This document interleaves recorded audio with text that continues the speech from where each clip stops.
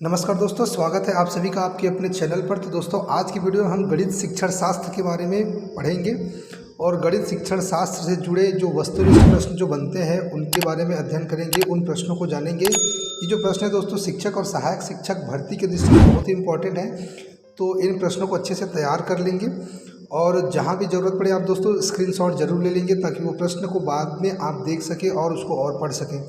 तो दोस्तों चलिए, वीडियो शुरू करने से पहले दोस्तों, अगर आप मेरे चैनल पे नए हैं तो चैनल को सब्सक्राइब जरूर कर दें, क्योंकि शिक्षण संबंधित वीडियो मैं अपने चैनल पे अपलोड करते रहता हूं। और अगर आप सब्सक्राइब किए रहेंगे तो आप तक जो जानकारी है बहुत जल्द पहुंचेगा। तो चलिए बिना किसी देरी के दोस्तों सीधा हम वस्तुनिष्ठ प्रश्न पर चलते हैं गणित शिक्षण शास्त्र के। तो देखिए दोस्तों, जो पहला प्रश्न है वो गणित के अध्ययन से एक बच्चे में किस गुण का विकास होता है। तो आप सभी को पता है दोस्तों कि गणित के शिक्षण से बच्चों में बहुत सारे विकास होते हैं। जैसे कि इसमें पहला ए ऑप्शन है आत्मविश्वास, तार्किक सोच, विश्लेषण सोच, विश्लेषक सोच। तो दोस्तों ये सभी जो गुण हैं वो बच्चे में विकास होता है गणित पढ़ने से।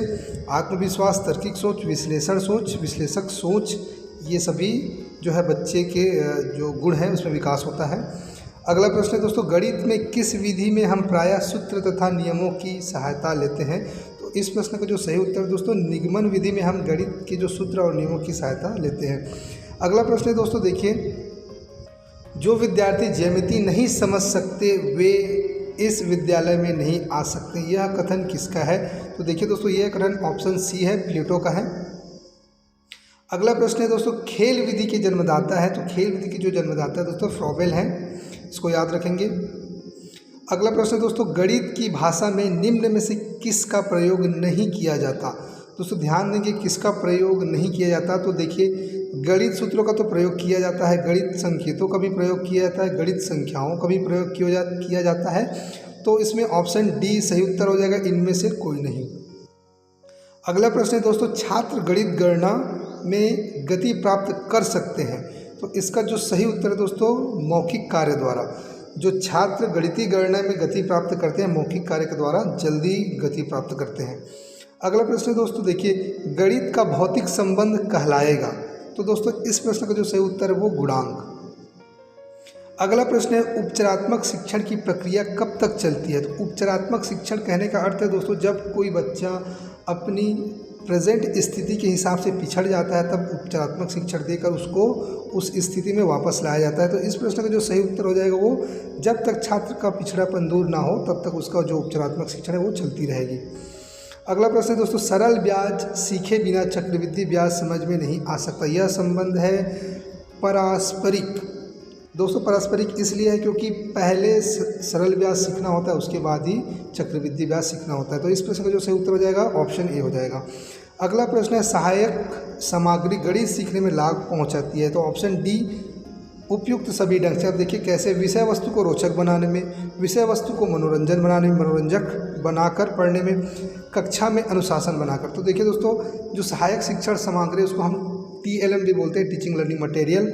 वो क्या करता है, आपको बच्चे को इंगेज करने में सहायता करता है।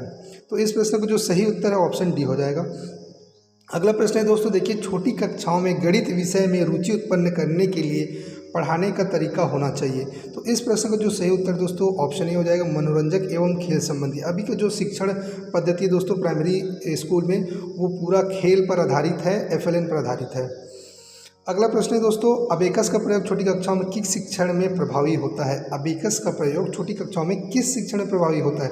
तो इस प्रश्न का जो सही उत्तर हो जाएगा दोस्तों ऑप्शन ए हो जाएगा, गिनती सिखाने में। अगला प्रश्न है दोस्तों, देखिए, गणितीय अध्यापन को प्रभावी बनाने के लिए निम्नलिखित में से कौन सी विशेषता नहीं है। ध्यान देंगे दोस्तों, कौन सी विशेषता नहीं है। तो देखिए, पहला, छात्रों की त्रुटियों के प्रतिरूपों पर केंद्रित होना, ये तो है। प्रतिदिन के अनुभवों के साथ संबंध स्थापित करना, ये भी है। एक ही संकल्पना के लिए विभिन्न शिक्षण अधिगमों का प्रयोग, ये भी है दोस्तों। अगला है चौथा, एक नई संकल्पना का परिचय देने के लिए समय के नियम का कठोरता से पालन करना। तो ये जो ऑप्शन है नहीं हो सकता। तो इस प्रश्न का जो सही उत्तर हो जाएगा ऑप्शन 4 हो जाएगा। अगला प्रश्न है, गणित के संदर्भ में ग्रामीण क्षेत्रों में विद्यालय में आने वाले बच्चों के लिए निम्न में से कौन सा कथन सही है। तो देखिए दोस्तों, उन्हें गणित का कोई ज्ञान नहीं होता, ये तो गलत हो जाएगा। उन्हें ज्ञान जरूर होता है। उनकी गणित में संचारण निपुणता निष्कृत है, ये भी गलत है। उन्हें विधिवत गणित सीखने की कोई आवश्यकता नहीं है, ये भी गलत है। अगला है उनके पास मौखिक गणितीय परंपराओं और ज्ञान की प्रचुरता है, तो ये ऑप्शन आपका सही हो जाएगा, ऑप्शन 4। अगला प्रश्न है दोस्तों, देखिए प्रिया गणितीय प्रश्न करने में निपुण है, उसमें किस प्रकार की बौद्धिकता की अधिकता है, तो इस प्रश्न का जो सही उत्तर हो जाएगा ऑप्शन 2 हो जाएगा, तार्किक बुद्धि। उसमें सबसे ज़्यादा जो निपुणता है वो है तार्किक बुद्धि। अगला प्रश्न है वस्तुनिष्ठ परीक्षण की सर्वाधिक महत्वपूर्ण विशेषता है, तो इस प्रश्न का उत्तर है विश्वसनीयता। अगला प्रश्न दोस्तों, सर्वाधिक प्रभावशाली शिक्षण सामग्री है, तो दोस्तों प्रत्यक्ष अनुभव जो होता है सर्वाधिक प्रभावशाली शिक्षण सामग्री होती है। अगला प्रश्न है मूल्यांकन का निकटतम संबंध होता है, तो देखिए दोस्तों मूल्यांकन का जो संबंध होता है उद्देश्य से, हमको उद्देश्य प्राप्ति करनी रहती है तभी हम मूल्यांकन करते हैं। अगला प्रश्न है अंकगणित की 4 मूलभूत संक्रियाएं हैं, तो दोस्तों याद रखेंगे जो गणित की 4 मूलभूत जो संक्रियाएं हैं वो योग है, व्यकलन, गुणा और भाग है। अगला प्रश्न है किस प्रकार के मूल्यांकन का मुख्य अभिप्राय विद्यार्थियों को फीडबैक देना है, तो इस प्रश्न का जो सही उत्तर दोस्तों रचनात्मक मूल्यांकन। अगला प्रश्न है निम्नलिखित में से कौन सा संख्या की समझ का महत्वपूर्ण पहलू नहीं है, तो संरक्षण इसका महत्वपूर्ण पहलू नहीं है, पंक्तिबद्धता है, गणना है, अंक लिखना है। अगला प्रश्न है राष्ट्रीय पाठ्यचर्या रूपरेखा 2005 के अनुसार विद्यालय में गणित शिक्षण का संकीर्ण उद्देश्य है, तो दोस्तों इस प्रश्न का जो सही उत्तर है संख्यात्मक कौशलों का विकास। तो अगला प्रश्न है गणित की शिक्षा का मुख्य ध्येय है, तो दोस्तों इसका जो उत्तर हो जाएगा वो बच्चों की गणितीय प्रतिभाओं का विकास करना। हम गणित क्यों पढ़ाते हैं बच्चों को, ताकि उसकी जो गणितीय प्रतिभा है उसका विकास हो सके।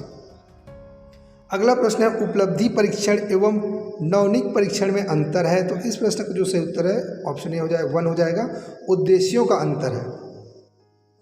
अगला प्रश्न है दोस्तों यदि एक शिक्षार्थी पूर्णांकों, भिन्नों और दशमलव संख्याओं पर 4 आधारभूत संक्रिया संपन्न करने में समर्थ है, तो वह है ऑप्शन 3 संक्रियात्मक अवस्था में, वो मतलब संक्रिया को समझता है। तो दोस्तों ये प्रश्न थे कुछ गणित के शिक्षण शास्त्र से रिलेटेड, और इन प्रश्नों को आप अच्छे से तैयार कर लेंगे। हो सकता है इनमें से कोई एक प्रश्न या 2 प्रश्न परीक्षा में पूछ लें, तो आपकी तैयारी इसमें रहनी चाहिए। तो दोस्तों आज की वीडियो में बस इतना ही गणित शिक्षण शास्त्र से। जल्द ही मैं एक और नए वीडियो लेकर उपस्थित होऊंगा, वो भी शिक्षण शास्त्र से ही रिलेटेड रहेगा। तो मिलते हैं दोस्तों जल्द ही एक नए वीडियो में नए अपडेट के साथ में, तब तक के लिए जय।